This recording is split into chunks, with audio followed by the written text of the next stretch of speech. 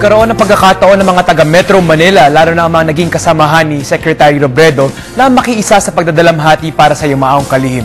May report si Elena Luna tungkol dito. Magandang hapon, Elena. Sandro, umiiral pa rin ang Proclamation No. 460 ni Pangulong Aquino na nagdedeklara ng Days of Mourning sa pagpanaw ni DILG Secretary Jesse Robredo. Ngayon ang huling araw ng pagluluksa ng bansa. Nananatili pa rin naka-half-mast ang mga watawat dito sa Palasyo ng Malacanang at sa iba pang mga gusali ng gobyerno. Ito ay batay na rin sa Proclamation No. 460 na nilagdaan ni Pangulong Aquino noong August 21.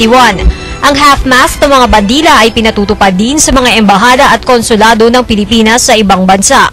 Sa proklamasyon ng Pangulo, kinilala si Secretary Robredo bilang kampiyon ng good governance at instrumento sa pagpapalaganap ng reforma sa lokal na pamahalaan. Ayon sa Pangulo, sa pagpanaw ni Robredo, nawala ng bansa ng isang mahusay na lider at lingkod bayan. Kasunod ng deklarasyon ng National Days of Mourning ang isa pang proklamasyon para sa Naga City.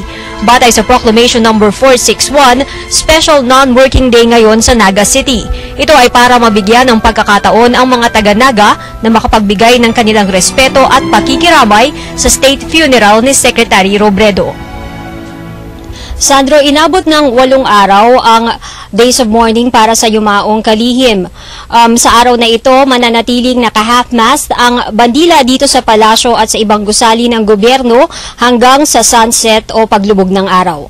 At yan ang balita mula dito sa Malacanang sa tulong ng RTVM. Ako si Elena Luna para sa Telebisyon ng Bayan.